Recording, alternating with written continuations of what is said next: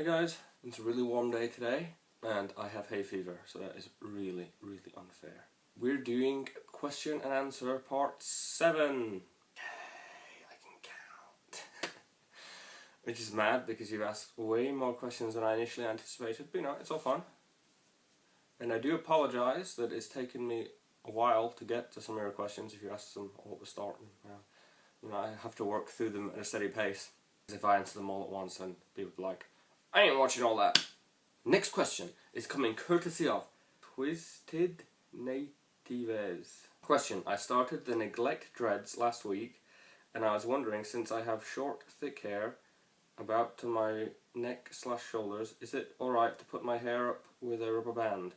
I hate the hair in my face, as I have Trichatellamania. Sorry, I don't know what that is, and I don't know how to pronounce it properly, but that.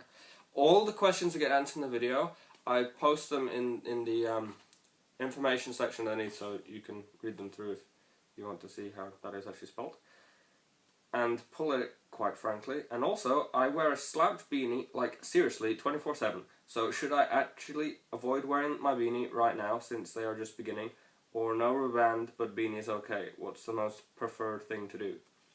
Okay, so I don't actually know what the condition is that you've written, so I'm just going to answer about dreadlocks generally.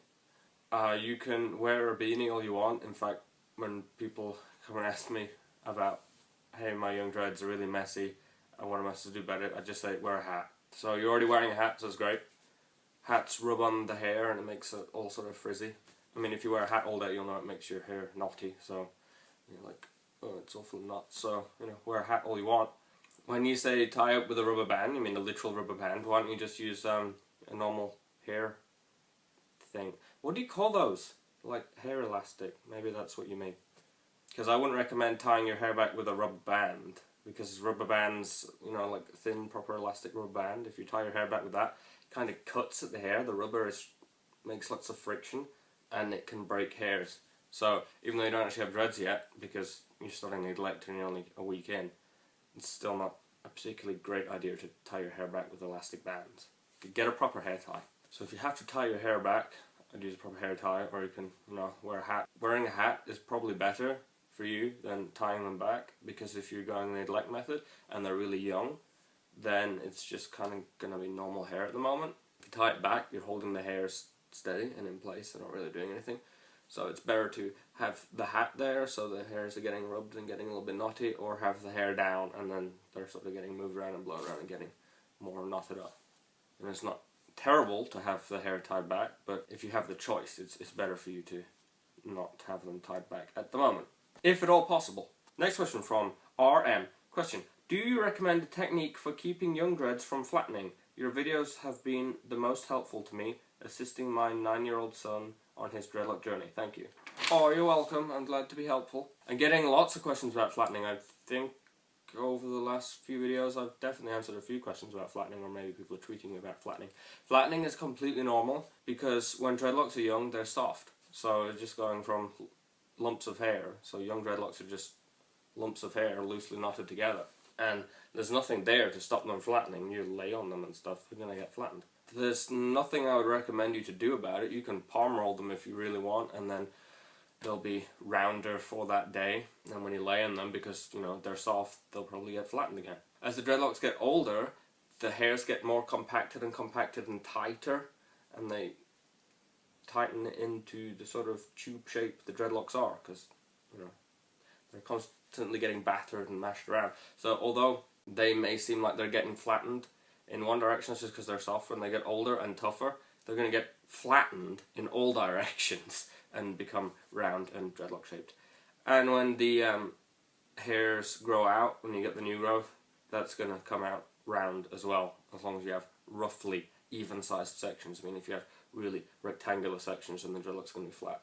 Young dreadlocks are going to be flattened until they get toughened up, you know, more mature. Aqua Starlit. Question from Chrissy W. My dreads are 1 year, 3 months. I have a lot of little clumps of loose hair scattered around that are too small to make into real dreads. Question is, will my hair tidy itself up eventually? I'm terrible in the mirror, and if I try to do any kind of root maintenance, I just get cross-eyed and give up. Okay, so those, you're talking about little patches of loose hair. That is not, look, here I have a little patch of loose hair. I don't know if you can see on the black background. It's not thick enough to make its own dread, but it's an annoying little wavy bit of loose hair. What happens once the dreadlocks have matured, it's not like once they're matured they're perfect forever. You still have loose hairs. And then the dreadlocks kind of cycle over a period of a few months. So you'll go from them looking really neat and tidy-ish, and then you'll get some loose hair. Like you said, little clumps of loose hair between dreads or around the sides and stuff. And they won't be enough to make a whole dread, but as time goes by, you'll get a little bit more loose hair, a little bit more loose hair. And then, once they get to a certain point, there's enough loose hair there for it to clump together and just start to knot slightly. So you'll find that that little loose clump of hair has got a few knots in it, holding it together. And then one or two things will happen. Either more loose hair will come to that and it'll sort of ball up and make its own baby dread. So, I have a little baby dread here. I have no idea whether you can see this, but you know, there's a little baby dread here. That was just an annoying little clump of loose hair. That's become a baby dread. Or what tends to happen to the ones on top of my head, because the clumps aren't very big, is it just locks into another dread and then it's gone away forever. And then, you know, a few months down the line, there'll be another little clump of loose hair, and that'll do the same, given enough time. If you're a crochet person, then, you know, you can crochet those in, but over time, they will sort themselves out. I personally think that they're quite nice to have. I know there's kind of a balance there. Some people really stress out if they have any loose hair. They want all the hair to be in a dreadlock. But what will happen then, which I wouldn't really want, is you'd be able to see the section lines. I like having a bit of loose hair because you can't see the lines between the sections of my dreadlocks because, you know, there's hair everywhere. If you had really tight roots with all the hair inside a root, then it'd be, you know, you'd see between all the dreadlocks, and then people, you know, then that would be another problem. Misty Carball. Question. My dreadlocks are at 1 year and a month. You think they will Congo? I have no idea whether they will Congo. Which dreadlocks? I have some dreadlocks that will Congo, some that won't. Basically, dreadlocks are formed by hairs that join together and knot together and form, you know, a tube. Matted, dreaded tube of hair. All the dreadlocks are made out of hair. And if hairs want to lock together to make a dreadlock, then two dreadlocks made of hairs will also want to lump together. If you want to have Congos, I have a video on Congos, I'll put a link to it. If you wish to watch that, it will be in the information bar down here, and you can watch that, and it's all about Congos, but sort of whistle-stop tour of things to know. Dreads at the back of your head, they're more likely to Congo because you're laying on them. I actually find that the ones on the side tend to Congo easy for me because I sleep on my side. Sleep on the side of my head. But if you want your dreads to Congo, stop ripping them apart. So if you don't rip them apart, then eventually they will grow into Congos, but Congos take really, really long time. You may find some dreads that sort of join halfway up, but in my experience, most of my Congos, you know, 90% of them or more, pretty much all my Congos, start at the root. So I'll find two roots that have started to join together, and then they only become Congos as it grows out. So, see, this one is Congoed to here, the one I always show. It just happens to always be to hand. Put it in the side that's in the light. See, this is Congoed all the way from here to here, and then it splits into four here. That will have started Congoing here when this was at the root. And then that will have grown out and out and out and out and out. So this will have probably taken years for a dreadlock to grow. I mean, how many inches is that? However long it took my dreadlock to grow from here, all this length, is how long it took to Congo like that. It wasn't 4 individual dreadlocks that were this long and Congoed together. If you want to encourage Congos, which you can do... Do I not have any to hand? Have you meant? One moment. This is what I was talking about. See this? Use this instead of a rubber band. But also, you can, and I've a few times used this to encourage Congos. So, if you want to encourage a Congo, you know, just get some dreadlocks that you want to Congo together, put the hairband around the root, and then, you know, I'm not going to do it all the way, but, you know, you put it kind of tight around the root to hold the dreads together, and then leave it there. Take it out when you wash the dreads because you want to be able to take it in and out. You don't want the hairs to sort of dread over the top of this. So take it on and off, semi-frequently. I mean, you'll have to take it off for a second and then put it back on. And then in that time, you'll have made sure that it's not stuck in there.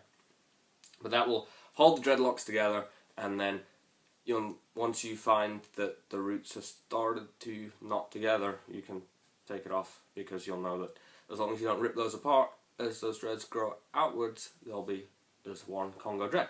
Aaron 95875 question: how long do you think hair should be before dreading it, i.e. backcombing, etc.? I've talked about this before. Basically, the longer the better. I tend to say that if you have medium to long hair, you want to go with twist and rip, just because I think it's easier to do with long hair. If you have shorter hair, then it's easier to backcomb, in my experience, my opinion.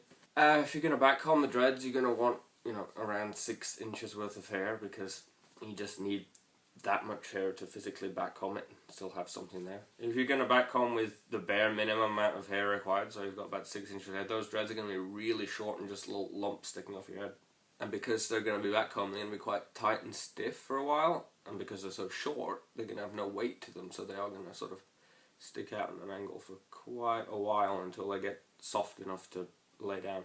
So you're going to want at least 6 inches worth of hair, but definitely more hair, better. Longer hair also seems to, dreads faster. There's just more going on there to lock and hold together. This is my Q&A 7.